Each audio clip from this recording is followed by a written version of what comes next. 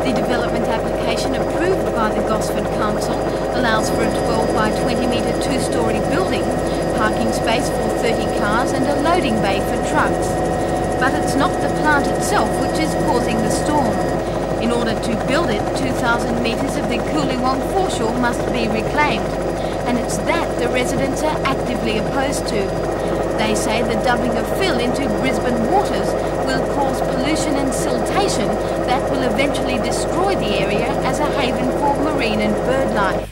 About 100 residents indicated their opposition to the project at today's public meeting held at the Woy Woy Community Centre. The meeting was organised by the Progress Associations of Coolewong, Point Clare Tascott and South Woy Woy. Also in attendance were representatives from the Gosford City Council, the developer Mr McWilliams and other oyster growers. The Mayor of Gosford, Alderman Barry Horn, described the 2-hour meeting as hostile, a sentiment that's not surprising, bearing in mind that much of the anger was directed at him. The protesters are accusing the council of deciding to go ahead with the oyster declaration plant secretly. That decision was made in secret. Well, it wasn't made in secret, and all the decisions of this council are made in open council, and they are not made in secret. Sometimes committee deliberations are done in committee, but those decisions from that committee go to open council, and that's where they're dealt with. Why did council then decide not to advertise the proposal? It decided not to advertise it because the usual procedure that unless it's required by law that you don't advertise. Now the town planner didn't advertise it, and I think on that score we could be up to some criticism, maybe. The protesters are now calling on the council to cancel its approval for the development until all parties concerned have considered the project. Spokesman for the group, Mr Murray Egan, says that's the only fair way to resolve the dispute. That the decision was made by council without any preliminary publicity on it. The first we heard about it was when we read it in the local newspaper that the decision had been made. There was no community involvement at all. We weren't asked our opinion.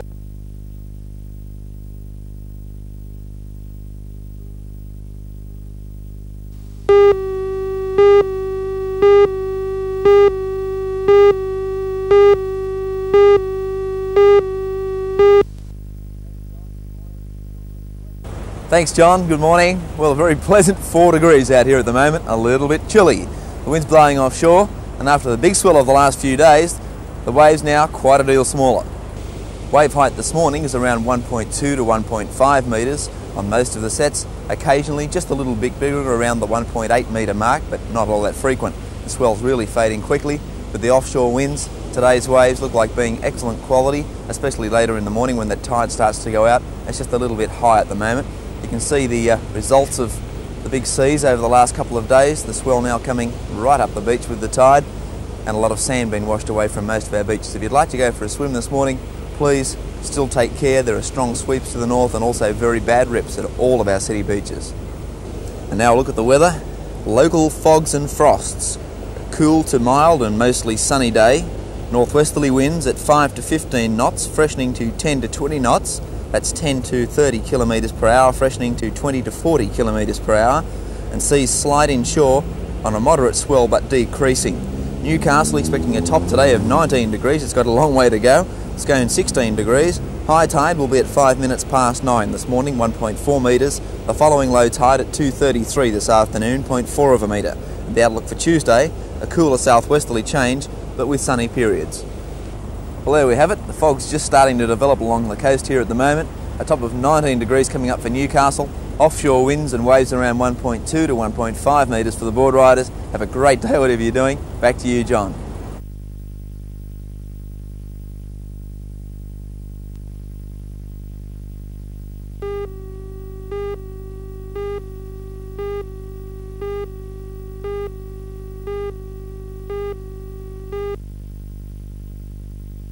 Doing?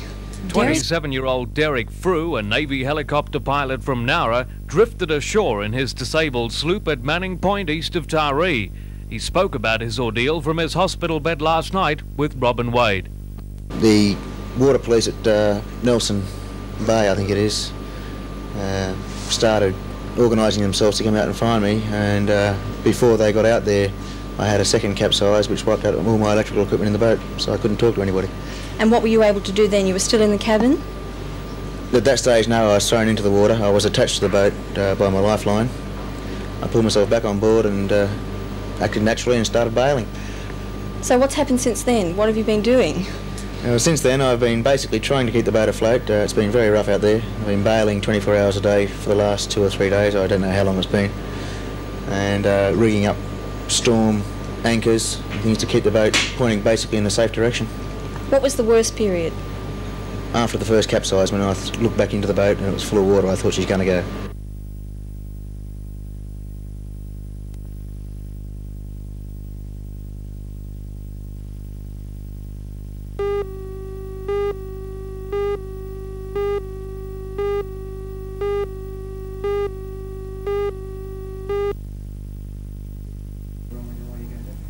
The trip to the Castanet Club's new show, The Back to Front Room, was a shot in the arm for this rather jaded critic.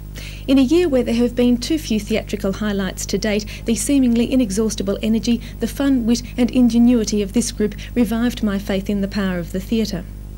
In a series of loosely connected episodes, the show takes 3 people out of a living room and into some wild fantasies. And by the way, the living room really does live. The furniture is played very successfully by members of the Castanet Club. The show imaginatively looks at the kinds of expectations people have from life and then turns them back to front and inside out. Further than that, it's difficult to describe because the word plot has very little relevance to a play like this. Glenn Butcher gives a characteristically controlled performance as the greedy Mick who comes to a sticky end. Russell Cheek was often moving and always entertaining as the timid Chris, the kind of guy who's part of the furniture. And Angela Moore gave her performance some incredible zest as Wendy, the girl who refuses to let the world confine her. Some people will doubtless find this show a bit puzzling and others may think the structure is a little bit too loose, but the fact remains that it's heaps of fun, that it's very thought-provoking and has some remarkable and memorable theatrical images. And it's good too to see this group moving away from the purely entertaining shows they've been doing into something with a bit more substance.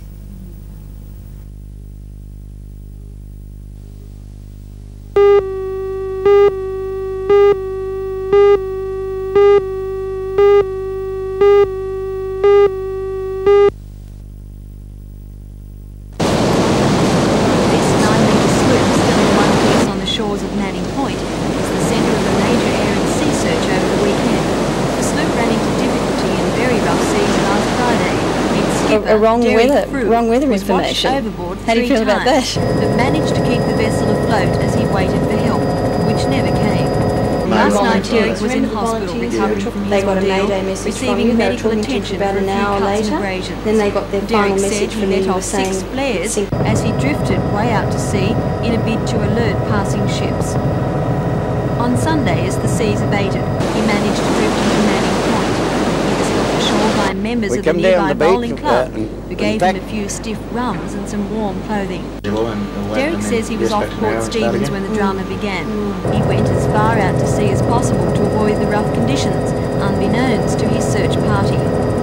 Derek recalled some of his ordeal in hospital last night. And I've been basically trying to keep the boat afloat. It's been very rough out there. I've been bailing 24 hours a day for the last 2 or 3 days. I don't know how long it's been. And rigging up storm anchors and things to keep the boat pointing basically in a safe direction. What was the worst period? After the first capsize, when I looked back into the boat and it was full of water, I thought she's going to go. You were very worried? I was worried for the boat. I was quite happy. I had 2 life jackets on and I had a man overboard float. Did you ever feel that perhaps you wouldn't ever see land again, get ashore? I was worried that no one would find me, yes.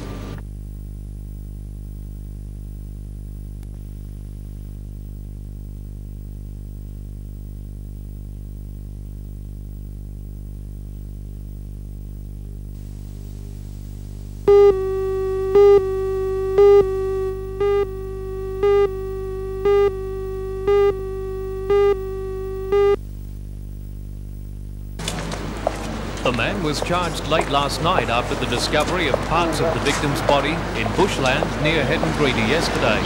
The dead man was first reported missing on the 1st of March. Detective Sergeant John Hinton and Detective Sergeant Ted Murray, who's been working intensively on the case for the past 3 weeks. Before the court this morning was 19-year-old Paul Anthony Richardson of 88 Hopetoun Street, Kurri. He's been charged with feloniously and maliciously murdering Sylvie Keith Richardson on the 26th of February. His case has been adjourned to the Kurri Court of Petty Sessions to the 22nd of this month. No formal application for bail was made and it was refused.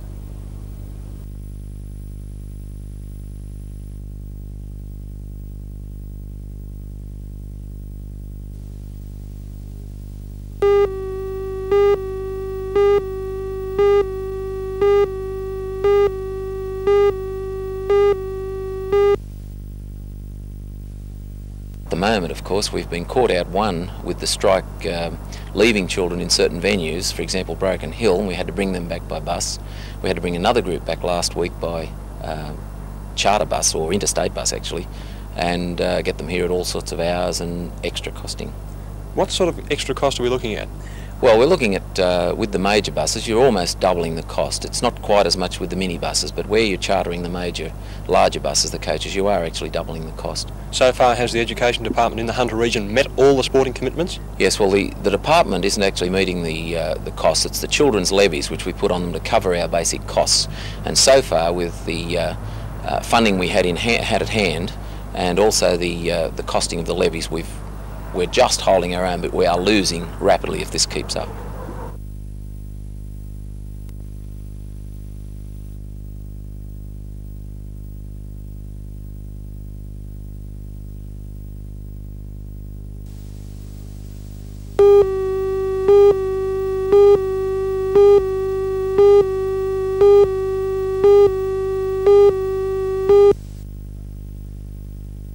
Up until now, trailer brakes and prime mover braking systems have been able to be different. Now, or from 1986 onwards, you're going to have a situation where the trailer brakes and the prime mover brakes have to be compatible with each other, and that's very good. How will that affect the vehicle itself? Well, it affects the vehicle from this angle that if you are totally compatible in your braking systems, they work with and for each other. Whereas if you have a braking system on the prime mover and the trailer that's different, they can work against each other. The new laws are the result of many years of research and testing carried out by truck manufacturers and the Commonwealth Department of Transport. Initially, it will only affect those trailers registered from next year. It will be 1986 before they are fully enforced. They affect commercial trailers and semi-trailers with a laden weight of more than 2 tonnes. Caravans and off-road trailers do not have to comply. By making the brakes on the prime mover compatible with those on the trailer, jackknifing, which generally happens when the brakes are applied suddenly, should be avoided. The safety of the driver and of the general public has been the main aim of this rule being enforced, and the design of the braking system in conjunction with the prime mover trailer configuration is to prevent the possibility of further accidents.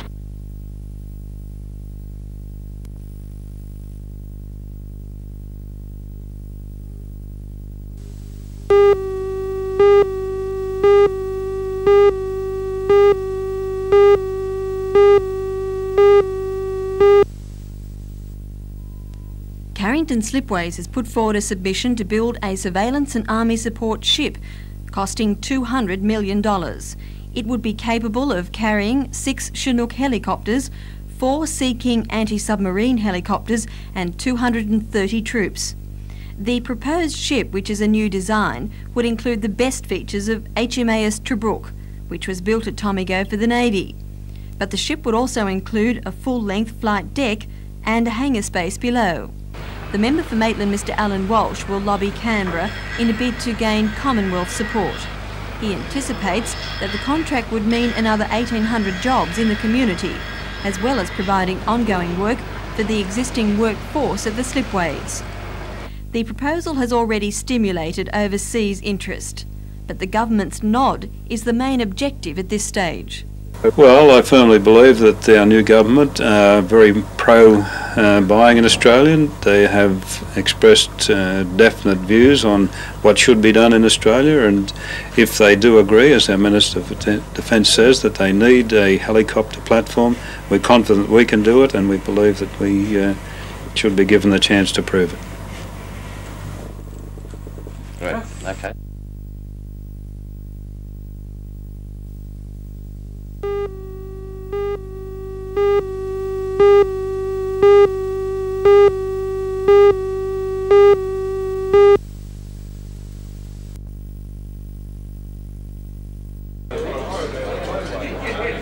Almost every group involved in the timber industry, from loggers to sawmillers to timber merchants, were represented last night at a meeting called by the Timber Industry Club at Hexham.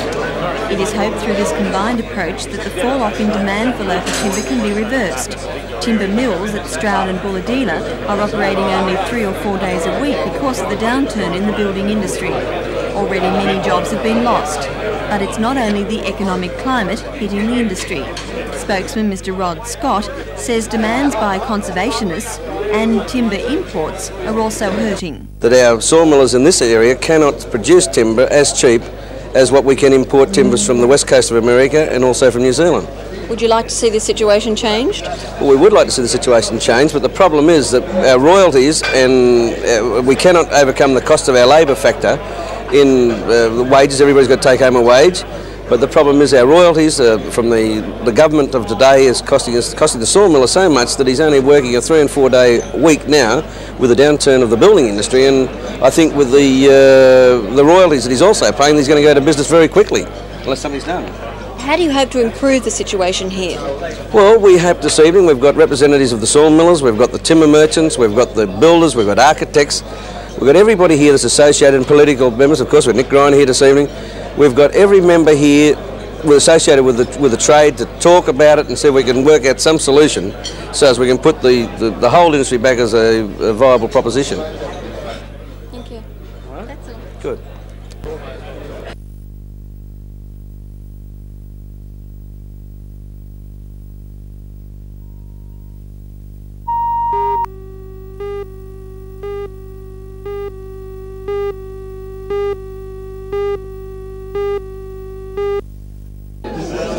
The Hunter District Water Board has 22 potential development sites which it is willing to lease to either investors or community groups. The sites, which are scattered across the region, range in size from 2.2 hectares at Rutherford to 40 square kilometres at Grahamstown.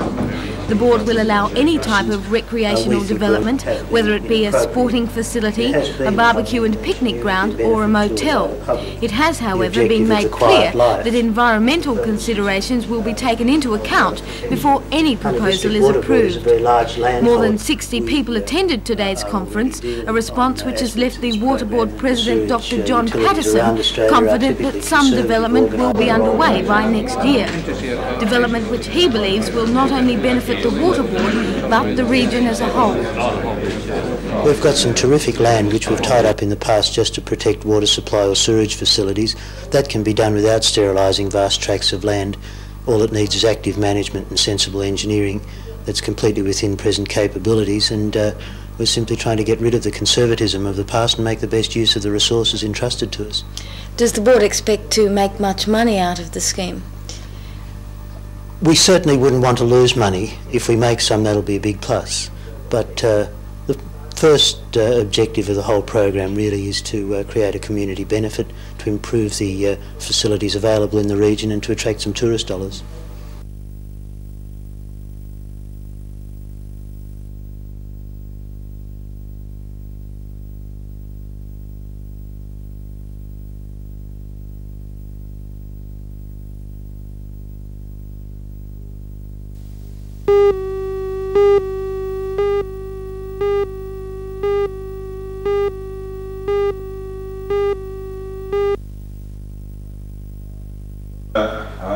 Several hundred tradesmen stopped work this morning to hear reports from Building Workers Industrial Union officials. They were told that a negotiating committee representing employers has already accepted the provisions of the new award agreement. It will be considered by all employers on Friday. An earlier agreement was rejected by the employers after the committee had accepted it, and this led to the reintroduction of bans at major building sites.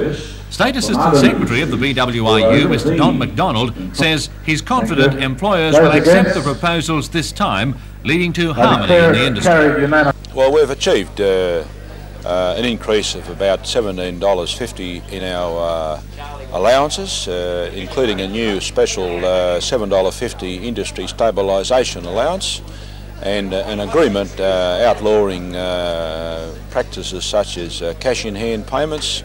We've got an agreement on settlement of demarcation disputes within the trade union movement without disputation, on the proof of workers' compensation and long service for building workers, and also on the national no-ticket, no-start arrangement as far as union membership, and a number of other matters that have been areas of disputation in the past. Have you got everything you wanted? No, we haven't, but we think we've got sufficient to warrant a recommendation of acceptance. There are a number of matters which will be subject of continuing negotiations.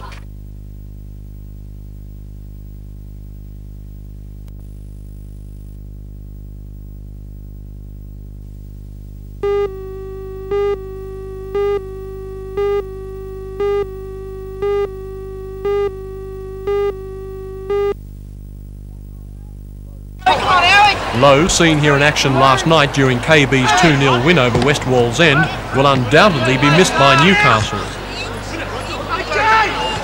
However, he's quick to point out that his first aim is to help KB go as far as it can towards winning this year's National Soccer League Championship. Another important step along that road will be negotiated on Saturday when KB meet Brisbane City at the International Sports Centre. Come on, Walsend, keep couple goal quick.